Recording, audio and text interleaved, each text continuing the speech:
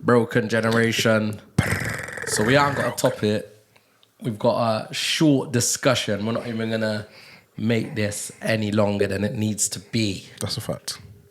So my brother, what are we talking about? I think it's impossible to not go on Instagram or any social media platforms and not see or hear of the atrocities happening. Yeah.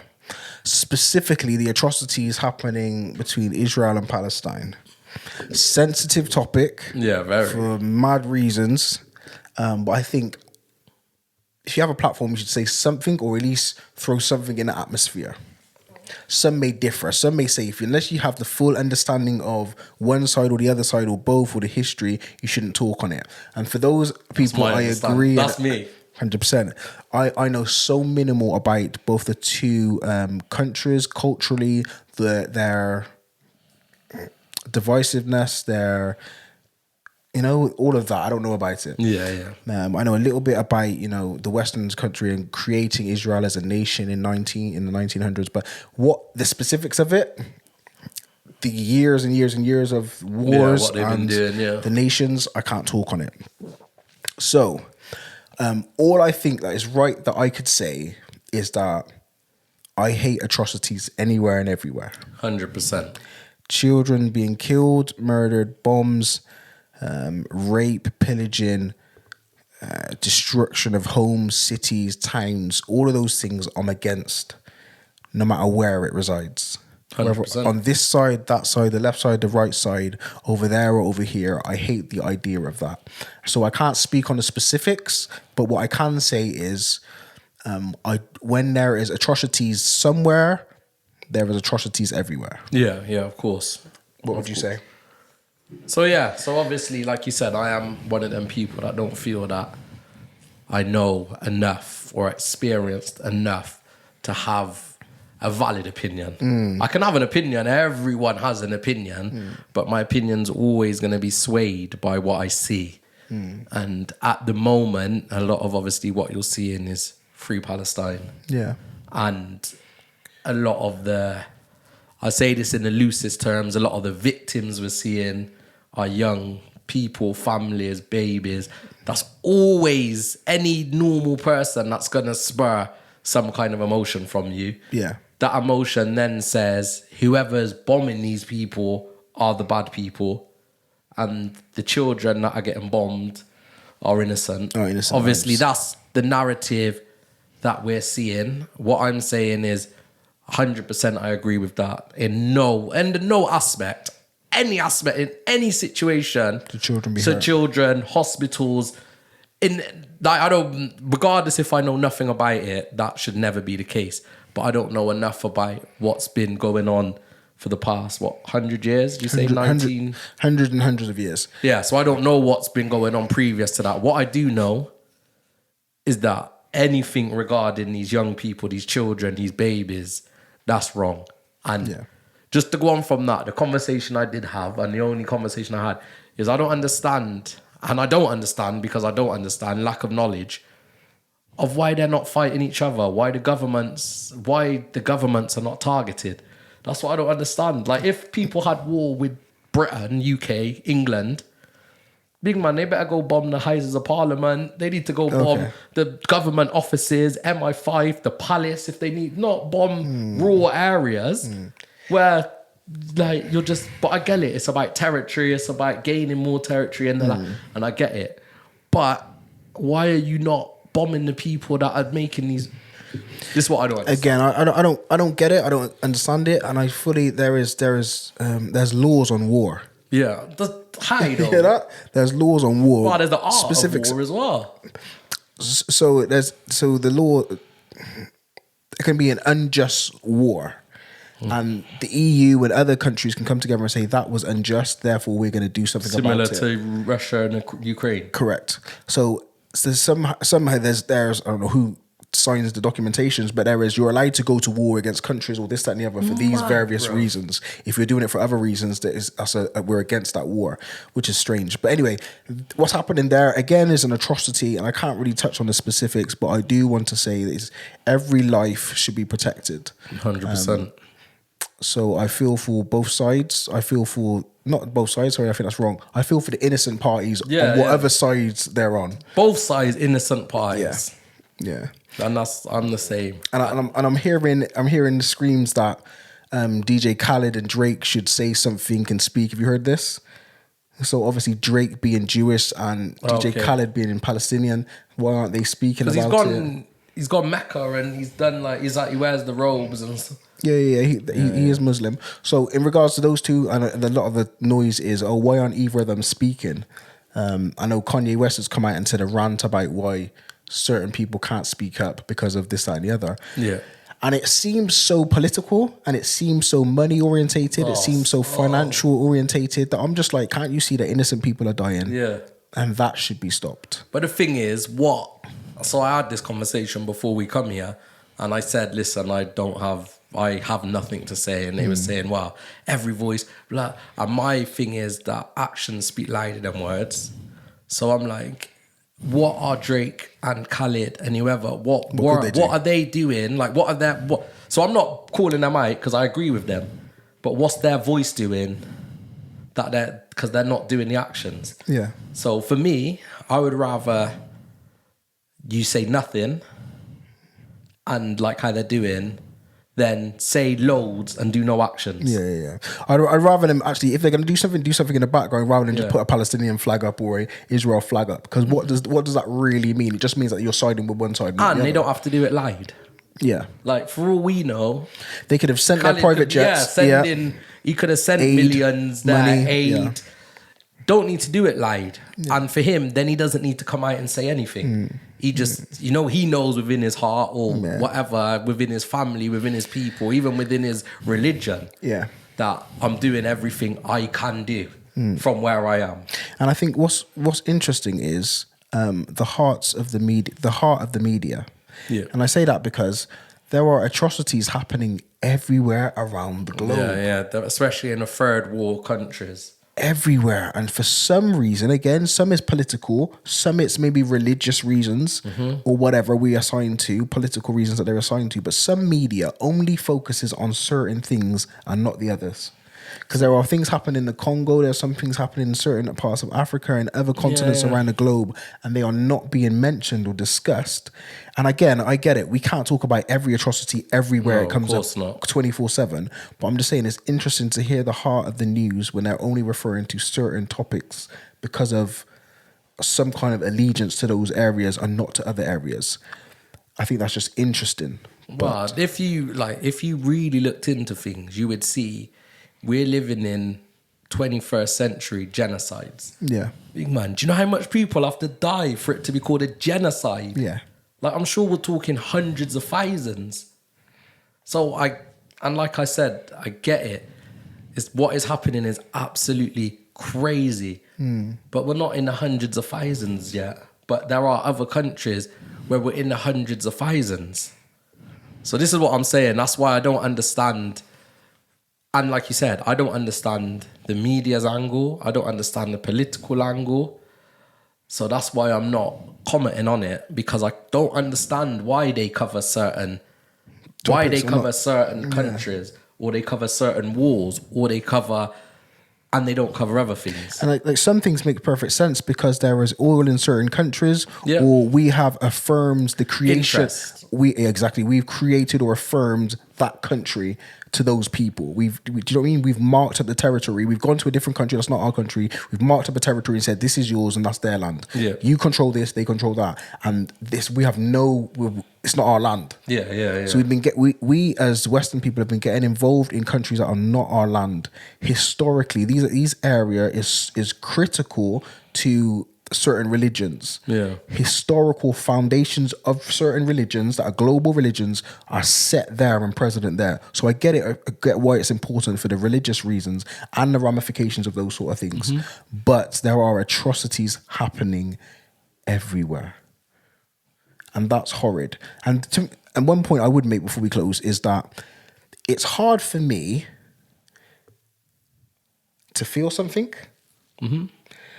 There's an immediate reaction to when I see a child crying, when I hear of children being murdered, killed, hospitals being collapsed. there's an emotional thing that happens to me. But when it happens every time, yeah, when it's a picture or a flicker on a Instagram post, my finger goes like that. Yeah.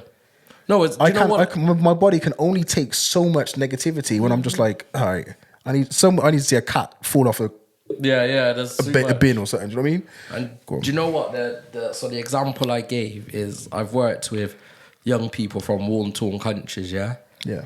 And I've sat down in their meetings or I've sat down with them and they've told me what's happened firsthand. Like I'm not looking on Instagram, I'm not listening to a podcast, I'm not watching an interview. Yeah. I'm sitting down with a child no older than 16 and they've said, listen, for 8 years, this has been my life. So that makes me like, and then obviously my immediate reaction is whoever the people are that's done that, they're like evil. Yeah. But then the army that's fighting for them and doing the same over there to their children. Yeah. So I'm like, it don't make sense to me. So it's not, like you said, it's not that I'm even desensitized to it. I just don't understand why it's still going on. Why you can't sit and speak to a child, whoever you are, whether you're a world leader, army, whoever you are, no matter who you are, and not see the pain that it's causing and feel like this is the way we're going to win the war, is blowing up a hospital and killing children and this. It doesn't make sense to me, bruv. And I know people are going to be like, but it don't make, to me personally, I don't see it. And it's a lot...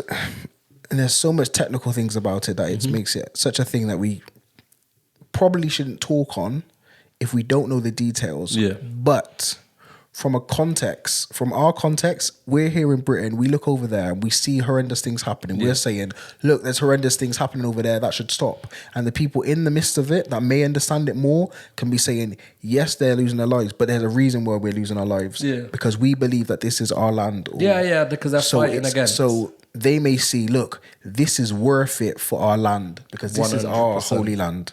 Yeah. And we're over here saying, boy, it's about a life. And they're thinking, no, this is about our inheritance from God. Or they're fighting. That's what I'm saying. We talk a lot on, like, not us, but the Western world has so much opinions on what's going on in a place they've never been. Yeah. Like, imagine we're having massive podcasts, interviews, protests. Yeah. How much of them people at the protest have been to Palestine? How many? Not saying that they haven't, and I'm not saying that you need to be there to protest, but or even understand the struggle. Yeah. Like, some people are willing to lay down their lives, their family lives, so that this land will go back to who they believe it belongs to. For me, I don't mean to quote it, but for me, I can't understand that because I don't care about a postcode. Yeah. Do you get me? Like, I don't care about a land in that regards, but I'm not a person who's grown up in that context to understand it like that. So for me, England is a place that I live at and I was born here. Yeah. If come what may, I had to move somewhere else, then I get it. Yeah. Do you know what? For them, it's like, this is our land historically given by God, or maybe, I don't know how they define it themselves, but it means more to them. Yeah, it's worth dying for. It's worth dying for, yeah.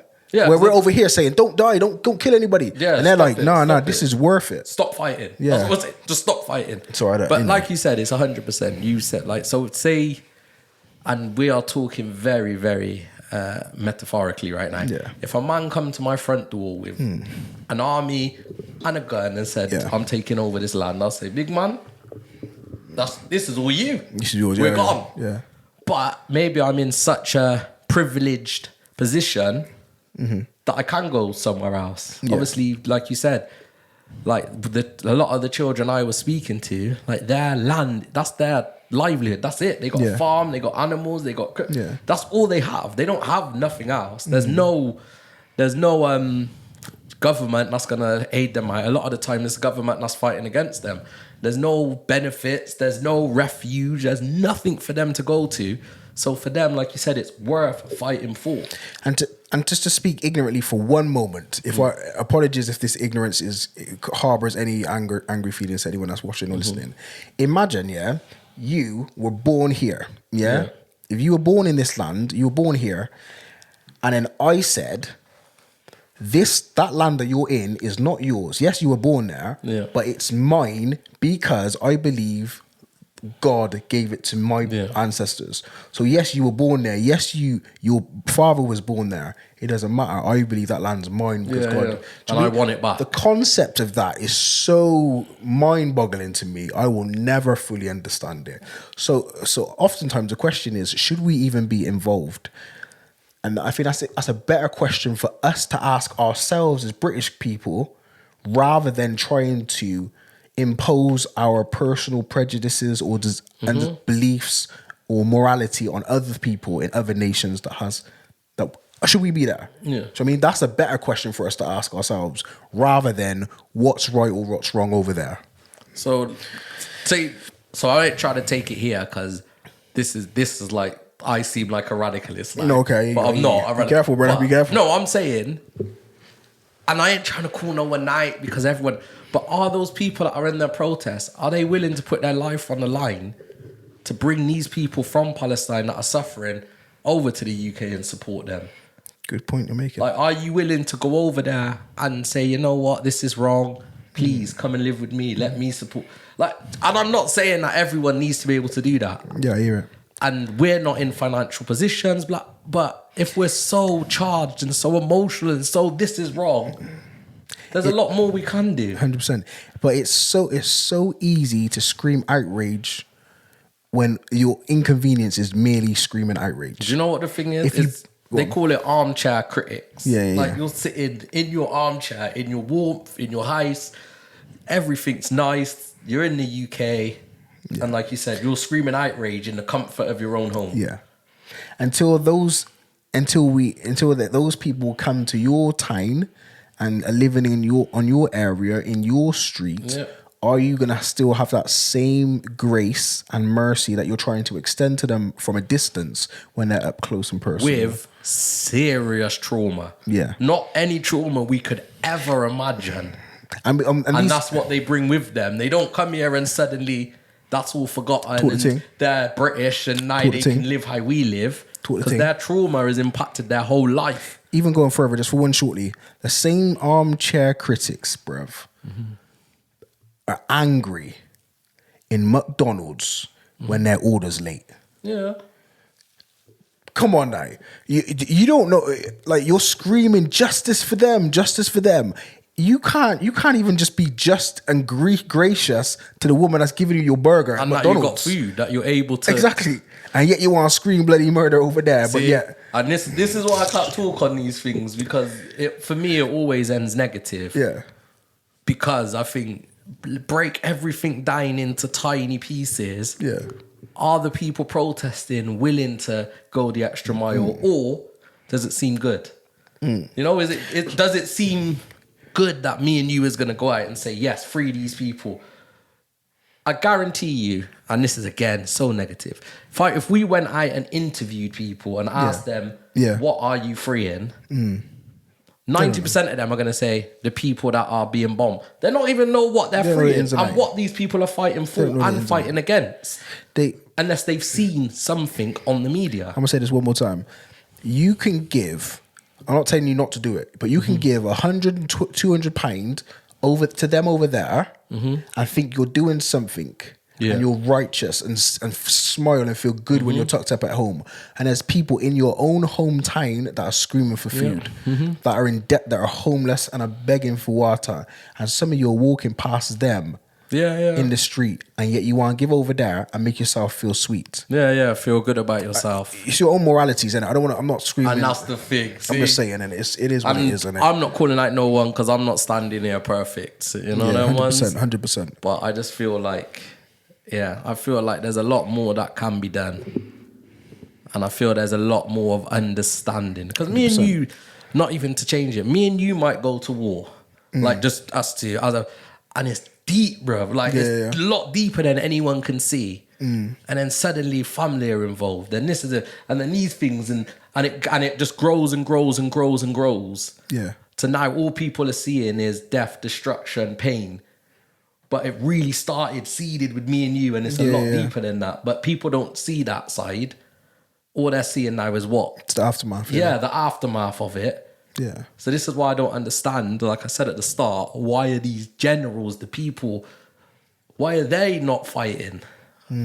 Like we were saying, like years ago in wars, like years and years ago, the king, the leader, the general, they were front line, well not front line, but they were in the war. No, you're saying some realness. What they would say is, we're meeting on this field. Yeah. You bring your army men, I'll bring my army men. Yes. The losers take all. Yeah. No, sorry, the winners take all. And to be honest, your people might now be under me, but they're still gonna have the same life. Yeah. Unless they've taken the slaves. But you know, it's just I run things now. No, but that makes perfect sense. Rather than mashing up what they're mashing up. Yeah, anyway. the people, and then saying, well, we're gonna constantly kill your citizens until you tell us we're in power. Yeah. I don't know, man. I don't know either, brother. All I'm saying is free who's to be freed. There you go. And save who's to be saved. Life's love, man. We need more love. Where's Bob Marley when you need him, man? There you go. My brother, we are the broken generation. Yeah. And we touched on it, man. We weren't even meant to really touch on it, but we spoke on it. We touched it a little, touched and ran away from the fire. Yeah. People, obviously, if you've got more information or you want to share more information, then let us know. We're happy to post something, information only. We're not 100%. We're not going to be no right wing, left wing. But, you know, it'd be good for people to understand where this has come from, including us. You know, if there's an unbiased information out there that you're able to just read, let us know, people. We are the broken generation. I have been Danger, ITZ Danger on the Insta. I go by the name of last name Henry on Instagram. Dean Marvin Henry is what my parents named me. Most people just call me Handsome. Feel free to do what you wish with the information given to you. Sophisticated Rebel apparel is out right now. Go so cop make the clothing. Sure you check out.